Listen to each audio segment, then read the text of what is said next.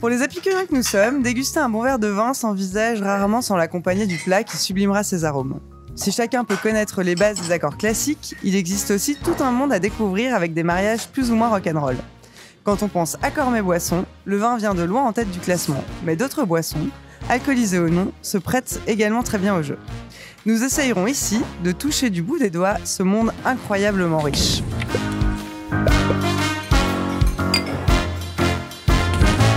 Bonjour et bienvenue au comptoir. On se retrouve au Stamm pour ce 4e épisode intitulé « Les liaisons dangereuses ». Vu que les fêtes de fin d'année arrivent à grands pas, on vous propose aujourd'hui un épisode accord mets boissons en 2 temps. On verra dans une première partie les grandes lignes théoriques des accords mets boissons avant de passer à un cas pratique autour de menus de Noël. On reçoit aujourd'hui, pour nous aider et nous guider, Yvan, alias Kombucha. Bonjour Yvan. Bonjour. Et Domenico, alias Sommelier, tous deux de l'équipe Q-Wine. Et Domenico, toi tu es aussi sommelier au Stamm. Exactement. Bonjour à tous. Bonjour. Je te laisse la parole, Marion, pour commencer. Oui, bonjour à tous les deux. Merci d'être avec nous aujourd'hui. On a 2 experts à notre table.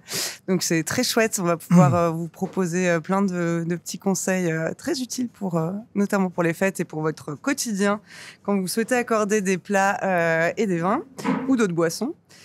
Et du coup, moi, pour commencer, ce que j'aimerais, c'est peut-être que vous présentiez un petit peu. Yvan, toi, tu es acheteur pour Q-Wine, mais tu es aussi chef particulier. Tu as un parcours un petit peu plus large que uniquement celui du vin. Je voulais que tu nous expliques un petit peu comment tu étais arrivé dans le milieu. Alors, dans le milieu du vin, je suis un peu tombé dedans quand j'étais petit, un peu comme Obélix, hein, en habitant dans une région, sur le canton de Genève, une région viticole. Et tous mes amis étaient un peu fils et filles de vignerons, donc forcément, à force de se balader dans les chais, on y prend goût, du moins l'odeur fait partie de notre monde. Et après, en fait, c'est au travers de mes études, de l'école hôtelière de Lausanne, comme notre cookster favori, et de l'œnologie. Du coup, après, c'était un petit peu des expériences de vinification à l'étranger, d'expériences aussi en cuisine, en tant que chef particulier, notamment en Nouvelle-Zélande. J'ai un peu plus développé la partie accord mets et vin, assez intéressante. Voilà donc pour un peu mon parcours. Et maintenant, chez Q-Wine, pour sélectionner des vins pour vous, pour la communauté, depuis 4 ans. Super. On se réjouit. Merci beaucoup. Et toi, Domenico, du coup, est-ce que tu peux nous parler un petit peu de ton parcours ? Tu es aussi sommelier du Stamm. Comment est-ce que tu as mis le nez dans le verre ? Pardon. À la base, je suis barman de formation, effectivement. J'ai travaillé pendant plusieurs années dans des palaces 5 étoiles ici dans la région lausannoise. Et après, il y a environ 3-4 ans en arrière, voilà, je suis tombé amoureux du vin et j'ai compris qu'effectivement, dans un verre de vin, il y a beaucoup de choses qui se passent. Et derrière un verre de vin, il y a des gens qui travaillent tout au long de l'année pour nous régaler ce nectar. Et c'est là que j'ai choisi de fréquenter le brevet fédéral de sommelier pour apprendre davantage sur le vin. Et après, c'est une passion maintenant qui prend pas mal d'espace et de temps dans ma vie. Super, merci beaucoup. Merci. Bon, on va rentrer directement dans le sujet avec un petit tour d'horizon des règles de base. Donc vraiment ce que vous conseillez dans les règles d'accord. Ma première question, c'est est-ce que vous auriez une règle absolue sur comment accorder un vin avec un plat ? Ou autre boisson. Ou autre boisson. Par exemple, est-ce que vous êtes plutôt accord par opposition en harmonie ? Enfin, je sais qu'il y a plusieurs écoles. Est-ce que vous avez un truc absolu ou pas ? Avant tout, il faut que ça fasse plaisir. Il y a bien sûr des règles en sommellerie qu'on va suivre, voilà. Mais la première chose, je trouve qu'un accord mets vin, un accord mets boisson, ça doit faire plaisir à la personne qui va déguster cela.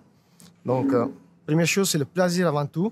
Et après, bien sûr, comme tu disais justement, il y a des accords en harmonie, en opposition, ou des accords où on va rappeler certains arômes qu'on retrouve dans les plats, par exemple. Mais la première chose pour moi, c'est le plaisir. Donc, vraiment comprendre le client, ce qu'il souhaite boire, ce qu'il aime bien.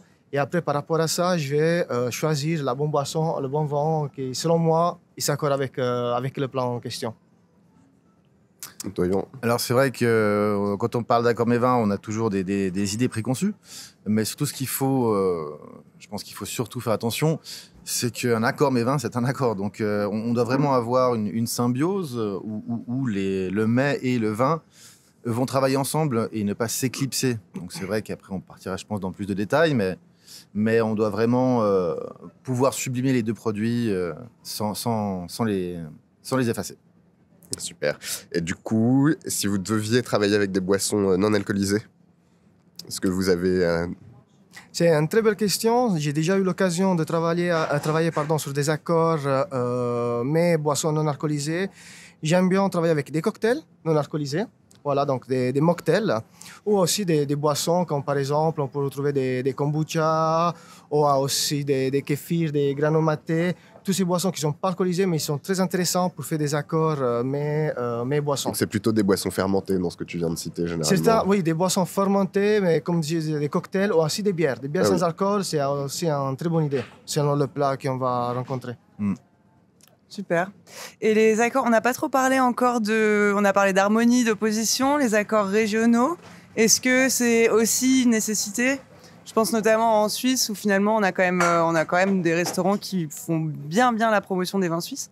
C'est chouette d'avoir ce genre d'accord à table du coup. Je pense que effectivement, historiquement et ce qu'on retrouve dans pas mal de régions dans le monde, on a des accords mets et plats qui sont dans la culture, qui sont ancrés. On peut parler évidemment, Marion, tu parles des accords avec les vins suisses, le chasselas. Comment passer à côté du chasselas Comment parler de chasselas si on ne parle pas de fondue ou si on ne parle pas de raclette? C'est impossible. Le filet de perche, évidemment. Mais après, si on s'aventure sur d'autres régions, on parle de la choucroute, le Riesling, on parle de certains fromages, le comté, le vin jaune. Voilà. On a vraiment des accords hyper traditionnels et qui fonctionnent super bien. Vraiment, ouais, exactement, on a vraiment c'est comme ça que j'ai commencé à aimer le vin jaune personnellement quand j'étais plus jeune, quoi. Ouais. J'ai compris le vin jaune en mangeant du comté avec. Donc c'est quand même important finalement. Oui, tout à fait. Alors oui, ensuite, est-ce qu'il y a un ordre précis pour une bonne dégustation quand on fait par exemple un menu en plusieurs plats et qu'on propose un verre avec chaque plat? Est-ce qu'il y a vraiment un ordre précis pour une bonne dégustation dans l'ordre des vins ou de la boisson proposée, ou est-ce que c'est l'accord avec le plat qui prime? Alors, je suis fermement convaincu qu'il y a quand même un ordre à suivre. On ne peut pas commencer le repas avec un blanc qui est hyper riche, qui vient par exemple, je dis n'importe quoi, du sud de la France, quelque chose de très opulent, de gras, ou un vin très boisé, pour après partir par exemple sur un chasselas. Je trouve qu'après, on peut avoir un très bon chasselas, mais on va passer à côté du vin. Donc effectivement, il faudra commencer avec des vins qui sont avec une belle acidité, ou avec des vins qui sont un peu plus discrets, pour ensuite monter entre guillemets en gamme et monter avec des vins qui sont un peu plus puissants, qui font un élevage en barrique, qui sont plus gras et plus opulents. Le vin que l'on est en train de boire ne doit jamais faire regretter le précédent. Exactement. Tu te souviens de cette règle? On a fait nos études ensemble avec Domenico et c'est vrai que c'est criant de vérité. Il n'y a rien de pire que d'ouvrir une bouteille moins bonne que la précédente, quoi. Tout à fait. Donc, il y a un ordre dans les vins. Alors, si je peux me permettre de nuancer aussi un tout petit peu, souvent pendant les fêtes, puisqu'on est bientôt dans cette période-là, on parle de foie gras sauterne, qui est en général une entrée. Et on parle d'un vin, un sauterne en général, qui est un vin de dessert. Et donc, je pense qu'effectivement, comme Domenico l'a bien relevé, il faut un certain ordre logique, mais il y a aussi des ordres qu'on peut complètement bouleverser, à condition, bien sûr, de se refaire le palais entre deux. Ouais. Voilà. Mais sinon, je pense qu'on peut... Il y a des accords qui peuvent fonctionner. Là, à nouveau, on est sur un accord de la tradition, un accord régional. Donc, on a le sauterne avec le foie gras. C'est quelque chose qui marche très, très bien. Donc, pourquoi passer à côté de cet accord-là? Ça serait dommage. C'est vrai aussi. Et en termes de toi, en tant que sommelier dans un restaurant, est-ce que tu trouves, c'est aussi le propos de certains sommeliers que j'ai pu rencontrer dans ma vie, qu'il manque un petit peu de coopération entre les chefs et les sommeliers? Parce qu'au final, un tout petit ingrédient peut changer complètement le profil d'un plat et donc potentiellement changer aussi l'accord. D'accord. Qu'est-ce que tu en penses? Je suis tout à fait d'accord. Je trouve qu'un sommelier doit toujours collaborer, travailler main dans la main avec le chef. Parce que comme tu viens de le dire, effectivement, des fois, il y a des ingrédients. Ça me suffit de penser à certaines épices, ou à les épices en règle générale, voilà, de manière générale. parfois les épices, il peut prendre le dessus sur le plat. Donc c'est clair qu'il faut faire très attention et il faut prendre en compte tous les ingrédients du plat. Souvent, on a la tendance à dire, OK, c'est un plat de viande, donc je vais mettre seulement là. Mais il faut voir tous les ingrédients. La sauce est très important. Souvent, on oublie la sauce et c'est une sauce qui est très forte pour prendre le dessus sur le vent. Donc, c'est vraiment le plat en entier qu'il faut déguster et il faut surtout déguster le plat avec le vent. Si on ne fait pas cet exercice-là, sur le papier, ça peut être un très bon accord. Et ça m'est arrivé de faire sur le papier des accords. Je dis, ah oui, ça va aller très bien. Et en fait, après, ça nous est arrivé ensemble aussi. On goûte. En fait, ça marche pas. Non, ça ne marche pas. Donc, le plus important, c'est vraiment de goûter le plat et de goûter le vent avec. Toujours. Toujours, Je suis exactement. tout à fait d'accord avec toi. Toi, Yvan, t'en penses quoi en termes de collaboration cuisine et sommellerie? Toi qui as eu t'as un peu les deux casquettes finalement. Ça t'arrive aussi de cuisiner? Un tout petit peu. Un tout petit peu. Non, c'est vrai qu'il y a des. J'ai un plat qui me vient en tête, un plat qui maintenant rentre gentiment dans la tradition. On va parler de blanquette de lotte, blanquette de poisson, où on va penser systématiquement blanc, sec, quelque chose qui va être. On pense citron, on pense agrumes. Et moi, je pense aussi, un petit twist que j'aime bien faire, c'est rajouter une petite gousse de vanille dans la sauce de la lotte. Et du coup, là, on va changer complètement le vin. Et il suffit qu'on mette ces mêmes vins secs, tranchants, ciselés. On risque de rentrer dans une impasse avec ce côté épicé, comme Nico, tu le disais, vanillé. Et là, peut-être s'orienter vers quelque chose, toujours un blanc, mais peut-être un peu plus gras, avec un peu un impact de barrique, où on va avoir ce petit côté boisé, légèrement vanillé, qui vient complémenter, donc pas en opposition. Ouais. Et est-ce que vous pensez qu'il y a une saisonnalité dans les accords de la même manière? Enfin, moi, en tout cas, je suis assez attentive aux produits de saison. Quand je vais au resto, je suis toujours plus heureuse si on me sert pas des tomates en janvier. Non, est-ce qu'il y a aussi une saisonnalité dans les vins? C'est vrai qu'on a des vins d'été, des vins d'hiver. Vous pensez quoi de ce genre d'approche? Je suis assez d'accord. C'est clair que l'hiver, la plupart du temps, on va s'orienter peut-être, si je pense à des rouges, à des rouges qui font de la barrique, à nouveau des rouges qui sont un peu plus importants, si on peut dire comme ça. Et l'été, peut-être des rouges qui sont un peu plus friands, un peu plus croquants, un peu plus sur le fruit. Donc ça, c'est en règle générale. Après, à nouveau, je n'aime pas parler de dire en hiver, on fait ça, en été, on fait comme ça. Il faut être, je pense, ouvert. C'est clair qu'avec la chasse, peut-être on va privilégier des vents un peu plus automnales, comme on disait, mais pourquoi pas sur la chasse mettre, par exemple, un vent un peu plus jaune, un peu plus sur le fruit. Ça peut matcher très bien selon le plat à nouveau et le type de viande qu'on a utilisé. Moi, je parlerais d'un stéréotype le plus stéréotypique, le rosé. En été, évidemment, on pense rosé. Le restant de l'année, la majorité des gens n'y pensent pas, mais dès qu'il commence à faire un petit rayon de soleil au printemps, rosé. Mais est-ce que le rosé est un vin d'accord? Parce que moi, c'est vrai que je le propose très rarement en repas. Le rosé, pour moi, c'est plus l'apéro, généralement. Il y a des rosés de gastronomie. Il y a des rosés de gastronomie. Bien sûr. Des beaux champagnes rosés aussi, d'ailleurs. Tout à fait. Qu'on boit pendant les fêtes, pour le coup. Oui. Donc, finalement, cette saisonnalité, elle est peut-être un petit peu superflue. Justement, je voulais rebondir là-dessus, si je peux me permettre. Oui, vas-y. Typiquement, un vin en Suisse qui n'a aucune saisonnalité, qu'on boit à toutes les sauces, tout le temps, sur tous les plats, c'est notre chasse-là. Tout à fait. Que ce soit le filet de perche l'été, l'apéro l'été, ou la fondue raclette au chalet. Voilà. Dans la même idée, est-ce qu'il y a un type de vin à privilégier selon le repas ou le moment de la journée? J'avais lu ça dans une étude, justement, sur la sommellerie, où il disait qu'il ne fallait pas servir le même type de vin pour le déjeuner que pour le dîner, par exemple. Est-ce que pour vous, c'est quelque chose de vrai ou pas? Oui. Alors, ça dépend. Sur quoi se base cette étude? Exactement. Je pense que c'était assez... Ça dépend, comme toujours. Ça dépend un peu le style de Je crois que la base de l'étude, c'était de moins servir du blanc le soir parce qu'il y avait plus d'excitants dedans. Donc c'était un truc peut-être un peu plus d'accord. médical, scientifique, si on peut le dire. Mais que du coup, il fallait privilégier plutôt les rouges le soir et les blancs sur le service de midi. Est-ce que c'est une règle qui fonctionne ou est-ce que c'est juste un truc médical? Je pense qu'il y a des gens qui sont plus sensibles au blanc, notamment. Il y a des gens que le blanc excite et que le rouge endorme. J'ai déjà entendu ça, donc oui, pourquoi pas, mais... Moi, c'est la première fois que j'entends ça en toute honnêteté. Après, je ne prendrai pas trop en compte cette étude-là, je ne sais pas pourquoi, mais comme ça, je ne l'ai pas lu, j'aimerais bien le lire et me renseigner. Je vais me renseigner d'ailleurs, mais là, sur deux pieds comme ça... Je crois pas.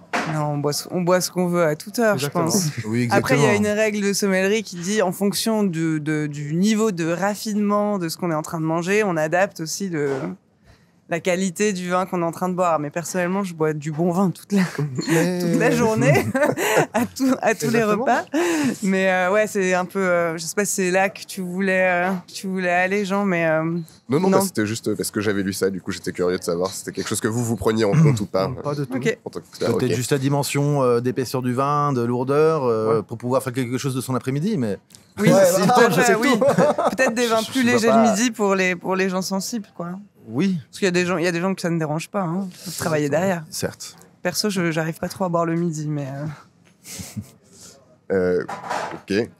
Donc généralement, oui, ça c'est dans les trucs que tout le monde a en tête, dans les stéréotypes, un peu les clichés. C'est avec la viande, on boit plutôt du rouge, avec le poisson, plutôt du blanc. Comment on casse un peu ce mythe? À nouveau, je vais te dire, ça dépend. Avec quelle viande? Avec quel poisson? Avec quelle sauce? Quelle sauce, ouais. Oui, ça c'est une règle sûr. générale. Le blanc sur le poisson, le rouge sur la viande. Mais à nouveau, je pourrais passer la parole à Yvan qui sait faire la cuisine beaucoup mieux que moi. Mais à nouveau, ça dépend. Ça dépend. Il n'y a pas de règle générale. Il ne faut pas avoir de stéréotypes. Il faut être ouvert. Ce que j'aime bien dans le vin, qu'il y a des millions de possibilités. Mais vraiment des millions. On a, je ne sais pas combien de vins dans le monde entier, des régions viticoles complètement différentes. Et le même cépage, selon la région, le climat et le millésime, on peut avoir des vins qui sont différents entre eux. Donc, je ne suis pas tout à fait d'accord avec cette affirmation-là, même si tout le Mais monde si pense si ça. on doit donner quand même une règle un peu de base pour les auditeurs là-dessus, c'est vrai que moi, au tout début où j'ai commencé à m'intéresser au vin et aux accords mets et vins, la règle que je préférais, c'est l'accord par couleur. C'est-à-dire que si on a un plat clair, un mets clair, on prend une boisson claire aussi, quoi. Et c'est vrai que la plupart du temps, ça fonctionne. C'est Sauf vrai. sur un poisson blanc avec une sauce au vin rouge, où là, effectivement, on va pouvoir mettre un vin rouge. Mais c'est quand même enfin, je sais pas ce que vous en pensez, mais je trouve que c'est une bonne base quand même, cet accord par couleur, surtout quand on est novice. Ouais, je suis d'accord. C'est un Et très ça bon- fonctionne pour tous les types de boissons, du coup, l'accord par couleur. Je pense notamment au saké. Parce que le saké, c'est vrai qu'on pense au saké, on pense Japon, du coup, c'est très poisson, mais ils en servent par exemple aussi beaucoup avec le wagyu en termes de dégustation. Ouais.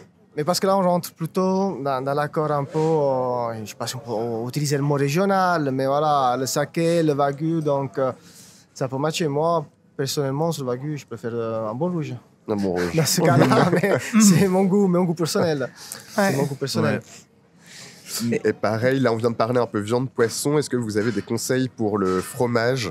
Alors fromage et charcuterie, même si c'est deux choses différentes, mais parce que Oui, par clairement. exemple, c'est vrai que dans l'idée traditionnelle, généralement on dit rouge avec le fromage. Moi je suis pas du tout d'accord. Enfin, ça fait très longtemps que j'ai arrêté rouge fromage. On dit rouge fromage en France, pardon. Beaucoup Ouais, en en France. France, ouais. Voilà, oui, tout C'est à sûr. fait. Ouais, désolé, c'est l'information, effectivement, clair. peut-être des Non, non, non, origines. c'est Mais vraiment- pareil avec la Je plaisante. charcuterie, on dit Ouais. souvent du rouge et je trouve pas ça forcément vrai. Ouais. Donc est-ce que vous avez des conseils plutôt pour ces deux types de produits Alors, oui, effectivement, c'est vrai que pendant, c'est ancré depuis quelques générations que le vin rouge, enfin le plateau de fromage appelle la bouteille de vin rouge, en général corsé, en général puissant, puisqu'on est en fin de repas.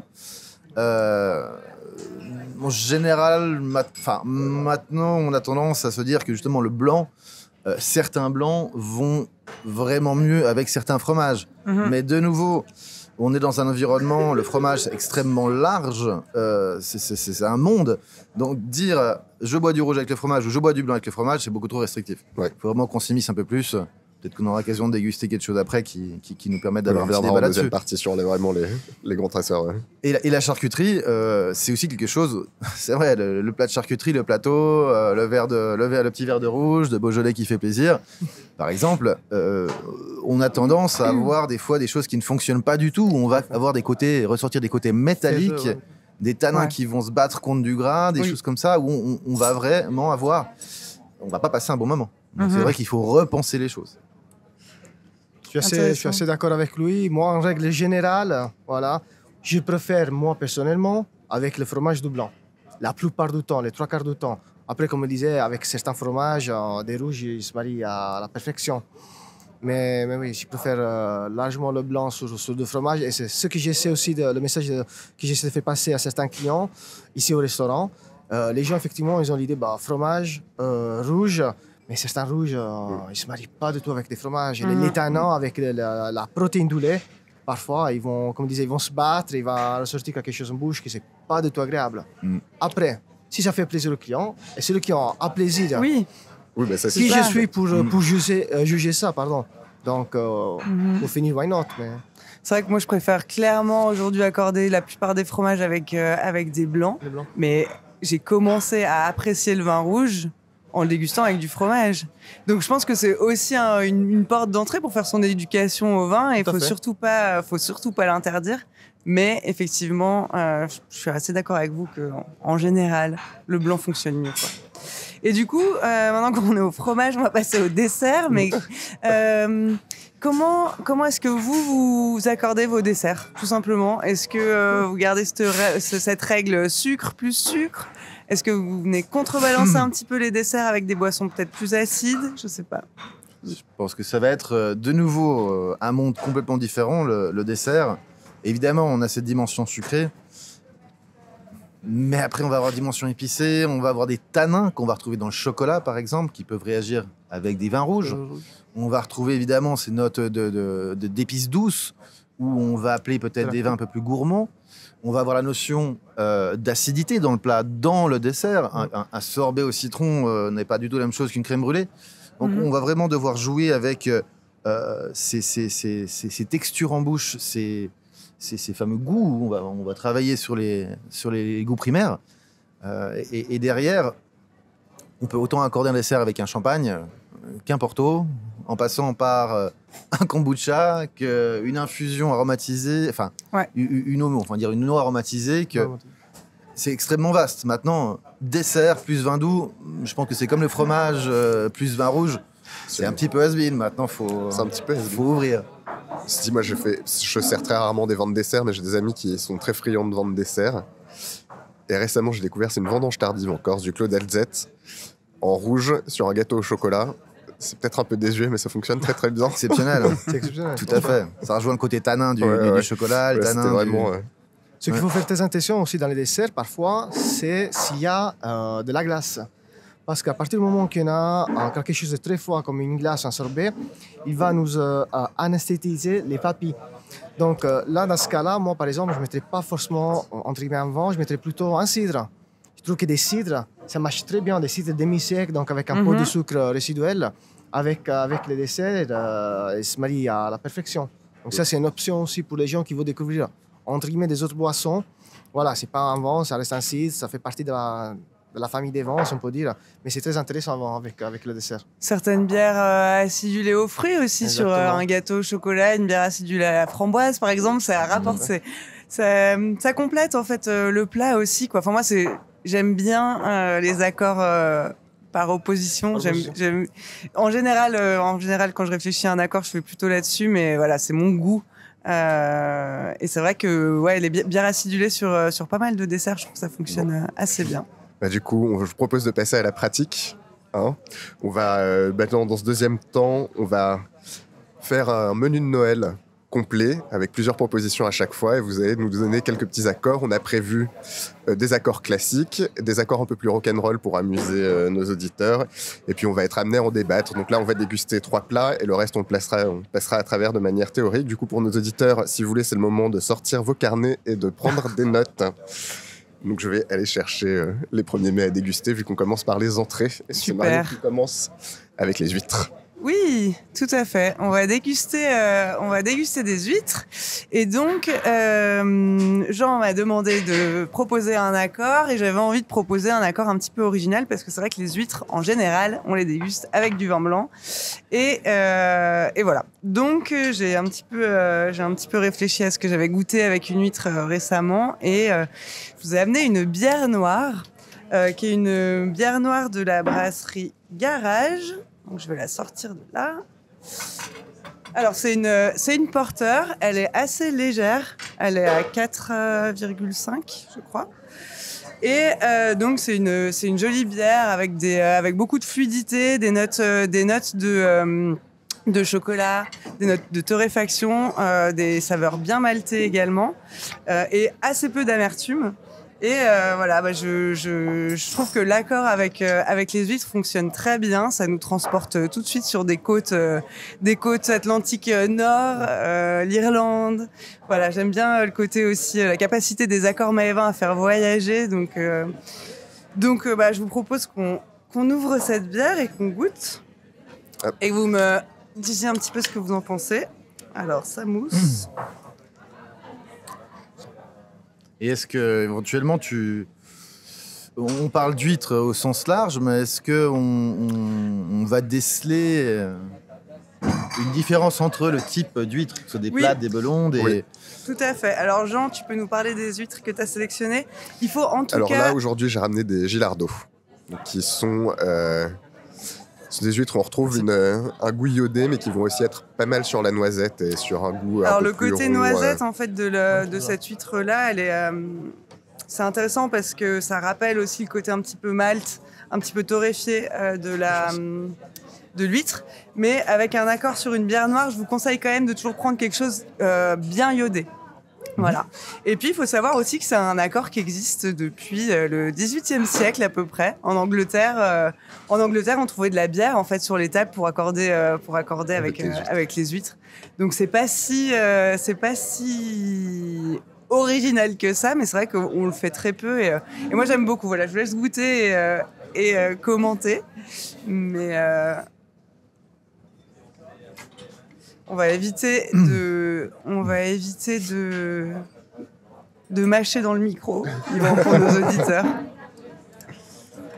Domenico, qui est en train de goûter la bière, peut peut-être nous commenter un petit peu cette bière. C'est très intéressant. Moi, je ne vais pas goûter les huîtres. Oui, t'aimes Mais pas les huîtres, tu manges pas. C'est ça, c'est quelque chose que malheureusement, j'arrive vraiment pas à apprécier. Mais pour revenir sur la bière, effectivement, c'est très intéressant comme bière. Parfois, on a l'idée qu'une bière de couleur foncée, une bière noire, on va voir quelque chose d'épais, de riche et d'ample. Mais là, je trouve qu'on est en face d'une bière avec une belle fraîcheur, voilà. C'est quelque chose d'assez digeste. Et c'est clair qu'on retrouve justement des arômes, un peu de torréfaction, de café, cacao, un léger côté noisette, comme vous pouvez retrouver dans les huîtres.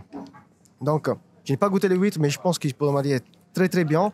Et c'est une bière, j'invite tous nos auditeurs à goûter ce style de bière, parce que souvent, on ne les goûte pas parce qu'on pense à une bière très connue de la Guinée, soit des autres bières qui sont plus importantes. Voilà. Mais là, on est en face à quelque chose de très digeste. Et en entrée, effectivement, avec des huîtres, c'est l'idéal. Je viens de finir la dégustation. Vraiment, chapeau, Marion, ouais, ça me plaît énormément. Et ça me fait penser, moi, ça fait quelques temps que maintenant, les huîtres, je les propose à la place du citron ou de la traditionnelle vinaigre échalote, soit avec du soja léger, soit avec une sauce ponzu. Et je pense que ça irait super bien aussi avec la bière, le ponzu, soja, huître et bière. Là, ça doit être vraiment... je le proposais dans ma belle famille à Noël. Je pense qu'à Noël, je vais leur faire tester. C'est une super idée. Après, c'est des gros traditionnalistes, je pense qu'ils vont pas être contents sur le principe, mais je vais les forcer un peu. Non, mais c'est chouette de bousculer un petit peu les habitudes. Après, c'est vrai que comme on a souvent les huîtres, enfin moi en tout cas dans ma famille, c'est plutôt en entrée pendant les fêtes. Est-ce qu'on commence vraiment avec une bière comme ça, quoi qu'elle est quand même assez fluide et légère, donc pourquoi pas. Et l'huître te rince le palais au fur et à mesure aussi. Hein. Et pourquoi pas proposer une bière et un vin blanc. Je comprends, c'est le repas de Noël. Si on doit proposer un vin blanc classique avec les huîtres, pour vous, c'est quoi votre go-to? Un Sancerre. Muscadet. Un chablis aussi, un joli chablis dont les sols sont composés de coquilles d'huîtres. Voilà, exactement. Paraît-il. Et en vin suisse.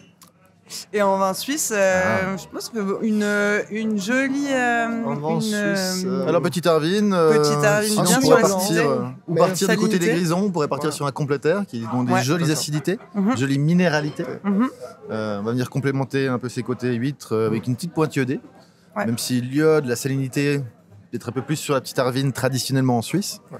Mais c'est vrai que pour moi, on peut s'orienter. Petite Arvine, oui, effectivement, c'est une très bonne idée. Aussi à Naïda. Un aide qui ne fait pas de bois, peut-être, un peu plus sous les agrumes, il peut se marier à la perfection, effectivement. Ouais.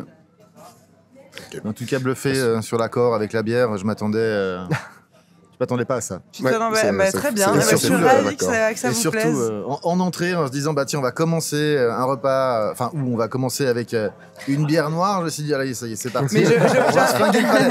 Alors que non, pas du tout. J'insiste quand même, essayer de choisir des porteurs qui sont quand même qui sont plus légères et plus fluides que les stouts, et essayer de prendre quelque chose avec une amertume équilibrée, pas une trop grosse amertume, parce que sinon ça va rentrer en conflit avec l'huître. On peut mentionner Crew, non, qui a fait Tout à fait. On a aussi une jolie bière de style, du même style, mais plutôt inspirée des tavernes tchèques, et qui s'appelle la Stin. C'est la canette rouge dans la gamme, la première gamme de bière qui est sortie pour Crew. Il y en a évidemment d'autres.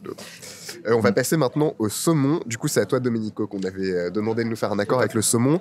Là, vu qu'on est sur les menus de Noël, on peut penser saumon fumé, mais on a pris un saumon gravlax, qui est donc mariné au sel et au sucre, et qui, du coup, donne généralement un saumon très gras qui fond en bouche. Du coup, voilà, c'était l'idée de cet accord-là. Qu'est-ce que tu nous as apporté? Donc, pour cet accord-là, j'ai pensé à faire un accord en opposition. Donc, on a effectivement le plat qui va être très gras, très ample. Et j'ai choisi pour nos auditeurs et pour vous, bien évidemment, un chenin. Donc, on est avec un chenin, cépage endémique de la vallée de la Loire. Ici, on est au Clos Maurice, sous l'appellation Saumur, donc sur un sol argilo-calcaire. On va avoir un chenin avec vraiment une belle fraîcheur, une belle acidité, et avec des notes un peu de poire et de citron. Donc, pour contraster le côté gras du plat. Servez-vous si tu veux. Domenico en action. Ah, merci bien. Merci. Parfait.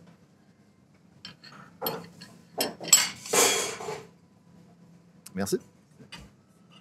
Du coup, là, c'est un accord par opposition. Qu'est-ce qu'on sert avec un saumon si on veut être dans l'harmonie et pas en opposition?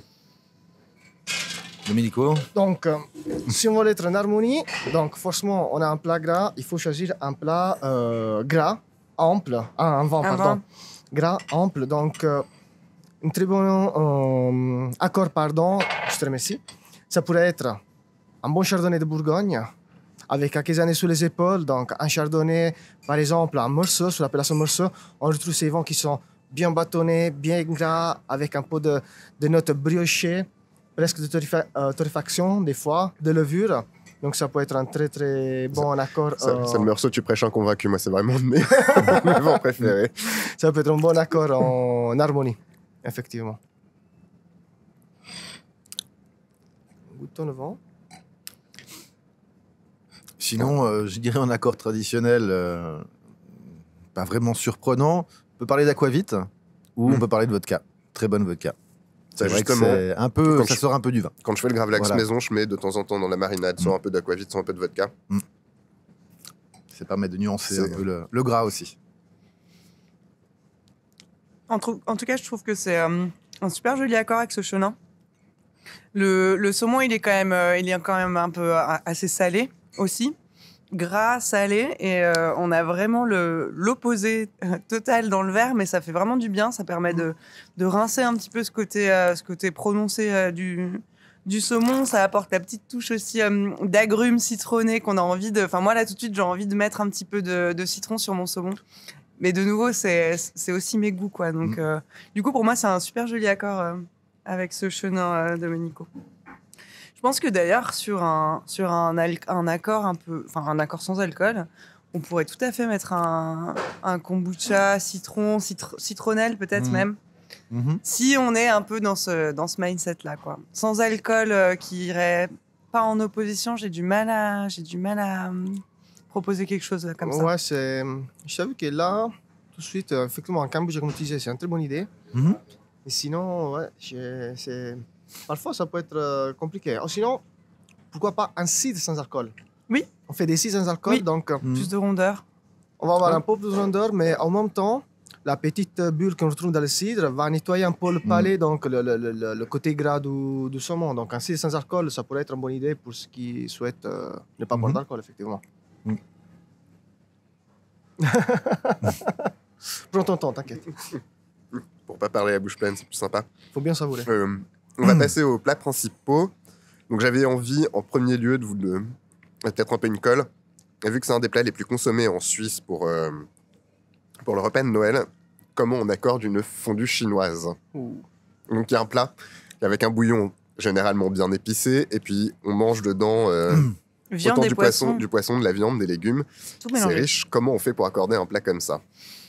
Vous te lancez, Yvan? Oui, absolument. Alors en fait, ça fait partie de ces plats collectifs, on va dire, ces plats à manger en groupe, entre amis. Et forcément, dans un groupe d'amis, on va toujours avoir ceux qui préfèrent, qui vont avoir des préférences différentes. Donc je pense que c'est l'occasion justement d'ouvrir plusieurs vins et de justement travailler sur ces accords ensemble et de jongler un petit peu, de sauter du coq à l'âne. C'est vrai qu'on parle d'un bouillon assez épicé, mais on parle aussi de viande, de viande assez très très maigre. Donc on part sur quelque chose qui n'a pas de gras. Ouais. Donc travailler sur cette dimension, pas de gras, des arômes assez précis, assez épicés. Est-ce Il y a un monde différent. Une solution toute seule. Un pinot noir, un peu léger, fluide. Oui.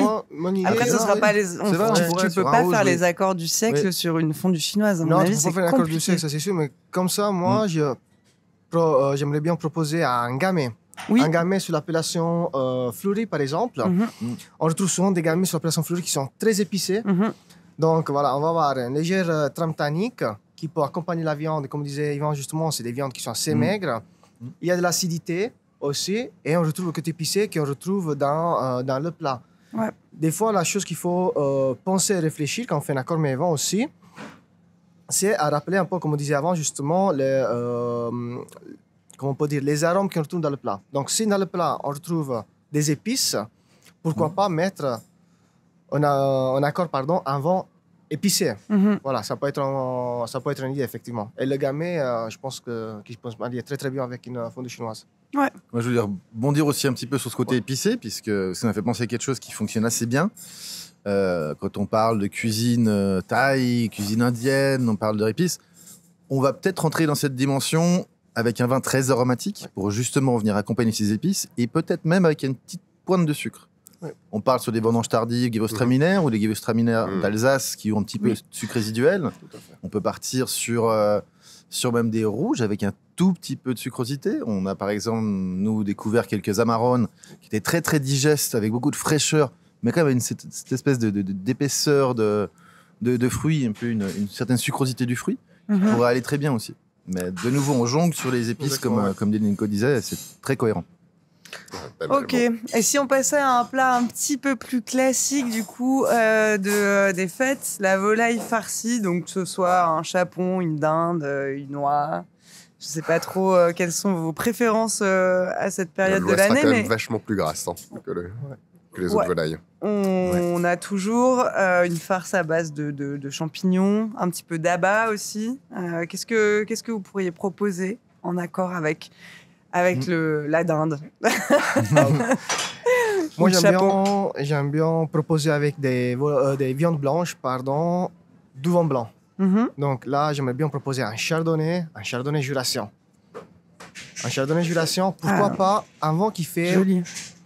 un vin de voile, mais pas un vin jaune, qui a un léger voile. Donc on va retrouver un peu des arômes de noisettes, des fois un peu des arômes de fruits à coque, presque des champignons. Mhm. Et avec une volaille farcie de cette façon-là, je pense que, pour moi en tout cas, déjà, à penser à ça, j'ai des frissons. Moi, j'adore le vin blanc du Jura, j'adore les viandes blanches, les volailles.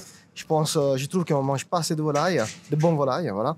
Donc je pense que vin du Jura, un chardonnay jurassien, ou pourquoi pas un savagnin, si on veut rester un peu plus traditionnel, ça peut se marier très très bien. Ouais, c'est un joli accord en effet. Moi, j'étais plus sur des vins rouges avec des tanins un peu fondus, style Syrah. J'allais rebondir une petite Syrah du Valais ou quelque chose comme ça, mais c'est vrai que ton accord est beaucoup plus alléchant que le mien. Et si on propose autre chose que du vin? Autre chose que du vin? Moi, j'aurais proposé une bière, peut-être une bière un peu ambrée. Ouais. Alors, du coup, pour le coup, c'est pour une fois, je propose pas un truc en opposition, mais là, on est plutôt sur un accord en harmonie, je pense. Pour le côté un petit peu, la bière ambrée, elle va avoir des maltes qui sont un petit peu caramélisés. Le côté rôti de la dinde va bien s'harmoniser. La châtaigne, ou une bière à la châtaigne aussi, éventuellement. On en parlait l'autre jour avec Jean. Ouais, hors vin, c'est ce que je pourrais proposer, mais vous? Ouais, moi sur le vin, je vais nuancer un petit peu. Enfin, je rebondis aussi sur cette espèce de côté ambré. On parle beaucoup de vin orange depuis quelques années. Et c'est vrai que ces vins blancs faits à la manière des vins rouges, donc on va chercher un petit peu l'extraction de tanins, on va avoir une aromatique qui sera différente.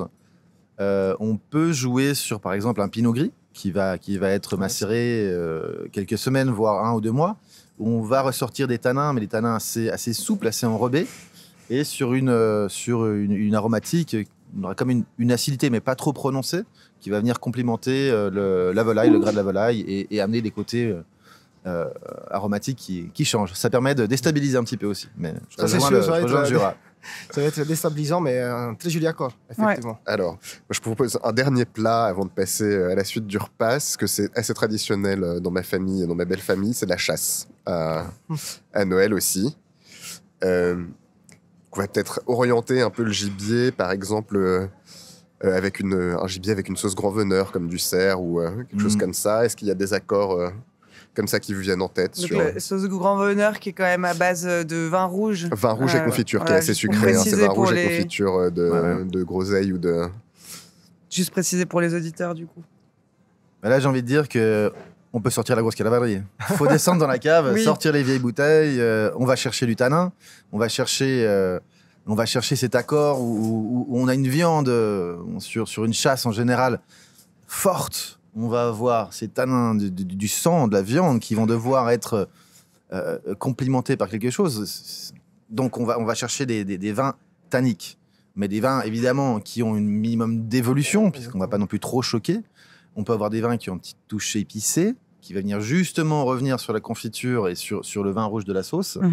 On peut penser large. On peut partir en Italie. Je pars un petit peu sur la Marrone parce qu'on a vraiment quelque chose qui a même une petite sucrosité, comme je parlais avant, qui permettrait de toucher la confiture, mais quasiment infini. C'est vraiment le plaisir d'un vin rouge structuré, tannique, mais avec un petit peu de bouteille. Exactement, je suis tout à fait d'accord avec Yvan. Il faut surtout ne pas prendre des vins qui sont trop jeunes. Il faut prendre des vins qui ont de la bouteille, qui ont des années sur les épaules. Si on reste en Suisse, des très belles syrahs valaisannes bien sûr, avec 5-7 ans sur les épaules, ça peut être très intéressant. Ou des Oumagne, voilà. Oui. En Suisse, on mange la chasse avec de l'Oumagne, un Oumagne avec de l'évolution. C'est magnifique et se marie à la perfection parce qu'en plus, l'Oumagne, il y a un côté un peu sauvage. Donc, c'est un côté un peu sauvage qu'on retrouve effectivement dans la viande, dans le plat. Donc, c'est aussi un très bel accord. Super. Du coup, on va passer au fromage. Alors, on va passer au fromage. Moi, juste avant de passer au fromage, je me demandais un petit peu si on ne boit pas d'alcool, qu'est-ce qu'on boit avec la chasse? Avec la chasse, un thé. Un thé, hein? Un thé. Avec des bons bien tanniques. Exactement. Un thé noir. Donc, un thé noir, un thé puer, que c'est des thés qui sont fermentés, qui ont un goût terreux, voilà, un goût de champignons. Donc, c'est souvent ce qu'on va retrouver aussi un peu dans le plat, des champignons, l'automne. Donc, on retrouve diverses sortes de champignons et je pense qu'un thé puer, il peut se marier à la perfection avec la chasse. Et en plus, le puer, c'est super bon pour la digestion. Avec les plats gras, on s'éveille beaucoup en médecine chinoise quand on mange des trucs gras. Du coup, absolument. Le meilleur ami du canard pékinois. Moi, j'aimerais aussi rebondir sur un autre accord qui pourrait être intéressant. Là, on va parler d'infusion. On parle d'infusion de carcadet ou d'hibiscus, qui est quelque chose qui va ramener du tanin, qui va ramener une belle fraîcheur, une acidité aussi. Et combiner des grands amis en infusion en médecine traditionnelle chinoise, on va parler aussi de la cannelle qui va venir complémenter ça. Ah oui. Donc on peut avoir une base d'hibiscus avec une touche de cannelle infusée dedans et de poivre. Donc on va retrouver ces côtés assez fruités et gourmands et en même temps l'épice qui pourrait venir tout en gardant ces petits tanins qui vont venir se coller à la viande. Pas mal, dis donc. Voilà. Magnifique. Alors, je pense qu'il est maintenant l'heure de passer au fromage. Et Jean nous a amené un Bria Savarin. Oui. Donc c'est un fromage triple crème. Personnellement, c'est mon préféré. Absolument. Je le consomme principalement pendant les fêtes parce que c'est le moment où jamais de manger de la triple crème. Voilà, donc c'est un lait de vache. C'est un fromage assez doux en fait et frais, très crémeux. On a demandé à Yvan de venir avec une proposition d'accord. Tout à fait. Donc je te propose de nous présenter ton vin. Alors déjà, j'ai juste envie de rebondir un peu plus sur le Bria Savarin. Alors ceux qui connaissent, je pense un des fromages assez connus. C'est un fromage lactique, donc il va avoir une fermentation lactique sur plusieurs heures et avec une croûte fleurie. Donc on a vraiment des goûts différents. Certains vont dire moi j'aime bien manger le Bria Savarin, mais la croûte c'est pas mon truc. On va vraiment avoir quelque chose qui dénote deux goûts différents. Du coup, il va falloir qu'on travaille sur un accord avec l'acidité, le côté lactique du Bria et le côté gras, puisqu'on parle quand même d'un fromage à 75% de matière grasse. Donc on n'est pas loin du beurre qui est à 82. Et ce côté avec des petits amers qu'on va retrouver sur la croûte fleurie. Ouais. Donc sur ça, j'ai décidé de partir sur un vin blanc. Mais un vin blanc qui va essayer de rejoindre tout ça. Donc on part sur un Douro, donc région du Portugal, en blanc, en 2022 de la maison Vin de Cellers. Et c'est un assemblage sur une parcelle qui a à peu près 70 ans, donc coplanté avec différents cépages locaux, dont notamment l'Arinto, on peut parler du Rabigato, Vosigne. Avec un élevage en barrique partiellement neuve de 9 à 10 mois. Donc on va retrouver dans ce vin la dimension fraîcheur, acidité, puisqu'on a un vin à 12% qui est assez haut dans les collines du Douro.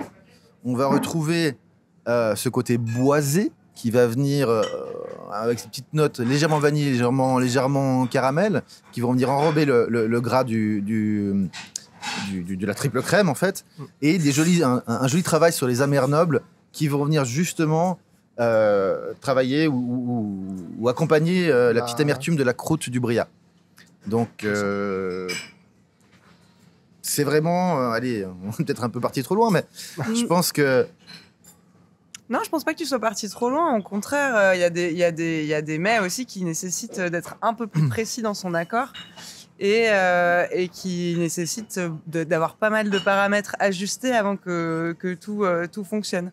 Après, on est peut-être un petit peu exigeant aussi, mais en tous les cas, je pense que c'est toujours un bon choix d'accorder un fromage.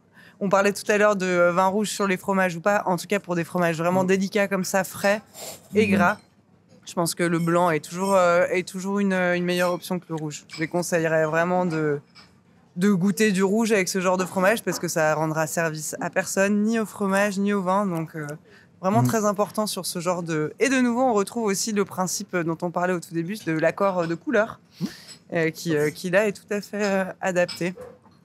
Domenico, t'en penses quoi ? Je pense que l'accord, c'est une grande réussite. Effectivement, ce qu'il faut surtout faire dans un accord mévent, faire en sorte que le plat il doit se marier avec le vin. Parce qu'à partir du moment où le vin prend le dessus sur le plat, ou vice-versa, c'est pas l'idéal. Et là, je pense qu'Yvan il a fait un super job. Parce qu'effectivement, comme on le disait, on a le fromage qui est bon. Voilà, franchement, c'est très gras. On a ce vin avec un léger côté noble, un léger côté amer. En fin de bouche, pardon, mais il y a quand même une certaine fraîcheur, il y a un bel trame acide qui va un peu contrebalancer le gras du fromage. Donc je pense que l'accord est réussi. Il n'y a rien à dire là-dessus. Et si on avait un fromage suisse à table, parce que c'est vrai que j'ai un petit peu amené un Bria, mais finalement avec un gruyère caramel par exemple, ou avec un autre fromage de ce type. Qu'est-ce qu'on pourrait proposer ? Gruyère caramel, moi j'ai dégusté il y a quelques temps arrière un Chasselas oloroso. Donc c'est un Chasselas vinifié comme un sherry. Ah, génial. Donc avec de la voile, donc on parle d'un vin oxydatif. Et c'était un vin qui a fait une dizaine d'années sous voile. Ouais. Donc, À 10 ans. une dizaine d'années sous voile. Donc, on part presque, on dirait presque un vin jaune à l'aveugle. On a vraiment ce côté de noisette oxydatif que personnellement j'aime beaucoup. Et avec un vieux gruyère qui ressemble, on pourrait dire, un peu à un comté, il se marie à la perfection. Génial. Très bel accord. Belle proposition. Moi, j'ai une question pour vous parce que je suis quand même plus novice dans les accords. Je cuisine surtout. Parce que j'ai goûté il n'y a pas longtemps un vin que j'avais beaucoup aimé. Je me suis dit que ça pouvait marcher avec le fromage. Le Retsina, qui est un vin grec élevé en amphore avec de la résine dedans. Et c'est vrai que c'est très particulier, mais je m'étais dit, tiens, avec le fromage, et notamment des fromages comme le bria ou des fromages frais comme le chèvre, ça ferait des... Enfin, les notes se marieraient bien, vous en pensez quoi? C'est vrai que c'est intéressant, c'est osé. C'est vrai que c'est des vins qui sont très aromatiques, où on va avoir cette trame, voilà, sève, ce côté même presque un peu pétrolé. Ça pourrait être intéressant. Sur un fromage voilà. un peu fort qui puisse Tu- tenir. tu- j'avais goûté, moi, mais surtout personnellement, sur un brebis, sur quelque chose, des fromages un peu plus affinés. J'aurais un petit peu peur que le côté vraiment résineux passe Prenne le par-dessus, dessus. prenne le Ouais. dessus. Typiquement avec Ensuite- le bria, je dirais Ouais, non. non. Mm. Celui que j'avais goûté était moins sur la résine. On sentait la résine quand même, parce que c'est la caractéristique du vin. Moi, j'ai plus senti quand on a goûté la tuile, l'amphore. Ok. Je pense que c'était vraiment l'élevage en amphore, mais je m'étais dit que ça pouvait être intéressant. Du coup, on va passer au dessert vite fait. On fait le dessert vite fait, parce qu'on n'a plus beaucoup de temps. Et du coup, j'avais prévu 3 desserts, on va en faire qu'un. Et du coup, on va faire la bûche classique avec la crème au beurre. Très bien. Alors, qu'est-ce qu'on peut proposer en accord avec une bûche au beurre? C'est quand même... Moi, j'adore ça. J'adore la bûche au beurre. Mais c'est vrai que l'accord parfait, je crois que je ne l'ai pas encore trouvé. Déjà, parfait pour qui? Oui. Parfait pour Déjà. Tout dépend à quoi la crème est, en fait, aussi. Exactement. Parce que la crème, elle peut être au chocolat, au café, elle café. peut être vanille, Alors, si vous plutôt voulez, je vous donne vanillée. celle de ma grand-mère. C'est gâteau au chocolat avec une crème au beurre au café. Ok, Oh, intéressant. chocolat Et café. des morceaux de noix dedans. D'accord, en légèreté, c'est Pour parfait. légèreté. C'est la cuisine familiale généreuse. Oui, hein. Faut c'est pas- parfait pour finir. Et c'est jamais que et surtout que dans ma famille, ça, je sais pas si vous le faites aussi. Je sais pas d'où ça vient, mais il me semble que c'est une tradition du Sud, du coup une tradition assez religieuse. Il faut qu'il y ait 13 desserts à la table de Noël. D'accord. Alors, je crois que je serais plus de ce monde si j'avais vécu cette tradition D'accord. depuis 36 ans. Oui, non, ça fait beaucoup. Mais c'est chouette, c'est c'est pas magnifique mal, ouais. d'avoir 13 desserts à table. Ah oui, Et de nouveau, ça complètement. complique vraiment l'accord mémoire. Mais si on en revient à la bûche au beurre café, c'est difficile. C'est Est-ce difficile. qu'on peut partir sur un vin doux naturel du Oui, sud je de vous la rappelle France que vous n'êtes pas obligé type d'être sur Rhine. le vin. Vous pouvez penser à d'autres Mm. boissons. Des Oui, boissons tout à fait, mais Oui. même. Ah, Même. Yvan, il y a une très belle idée avant. Il a parlé d'un accord très intéressant, qui d'ailleurs, c'est l'accord qu'on propose en ce moment ici au Stam avec le chef Italo Bassi. C'est un Amarone. Oui. Pourquoi pas un Amarone, par contre, avec quelques années sous les épaules, avec un peu d'évolution, pour avoir un peu les arômes tertiaires qui vont ressortir. Donc avec la bouche, avec café, chocolat, noisette, je pense que ça se marie très très bien. Super Il idée. faut prendre un Amarone avec une dizaine d'années, par contre. Dernière qui de la soirée, on sort la grosse cuillère, on débouche. Moi, je remettrais une bière, peut-être une bière noire, comme ça, peut-être plus sur une stout, un petit peu plus riche. De nouveau, je sais pas ce qui m'arrive aujourd'hui, je fais des accords Avec la bière. en harmonie En et avec harmonie. la bière. Je suis en harmonie avec la bière. Mais ouais, je pense que ça peut fonctionner aussi. Après, on n'a pas beaucoup parlé d'hydromel, mais c'est aussi des boissons qui sont chouettes, surtout sur les desserts, parce qu'il y a un petit peu de sucre. Oui. Hydromel, c'est un miel, c'est à base de miel fermenté. Qu'on peut aromatiser avec tout un tas de plantes et de fleurs en fait. Donc ça donne quand même des notes Tout à hyper fait. délicates. Sur les desserts, je pense que ça peut marcher. Tout à fait. Ouais. Oh, des vins fortifiés, comme tu disais tout à l'heure. Oui, les vins Ouais, fortifiés aussi, ouais, faut pas les oublier, c'est Non, non, sûr. bien sûr, bien sûr. Ou alors en partant au Japon sur un umeshu, des choses comme ça, Oh, où on va oui. avoir quelque chose d'assez aromatique, on va C'est ça. avoir un certain gras, c'est une Oui. salinité qui va peut-être C'est vrai que le méchou, c'est une Accompagné. super idée. On y pense plutôt en apéro d'habitude. exactement. Mais là, sur le dessert, Mhm. ça va- surtout avec le chocolat, c'est vrai que ça doit super bien passer. Et je pensais aussi à ce côté un peu salin, enfin très umami au final, sur le beurre qui va venir peut-être le nuancer. Super. Bon, Merci j'ai beaucoup. faim. De toute façon, en on plus, arrive à la fin presque. du temps imparti. Il va falloir qu'on libère le Stam pour le service de midi. Du coup, merci Domenico. Merci à vous. Yvan de nous avoir accompagnés, d'avoir un Merci. peu partagé votre savoir avec nous. On espère que cet épisode vous aura plu. On vous met les recettes et les liens des accords dans les descriptions sous le blog. Et on se retrouve le mois prochain pour un nouvel épisode. En attendant, santé et bonne app. Santé. Santé et belle fête. Et bonne fête. Bonne fête.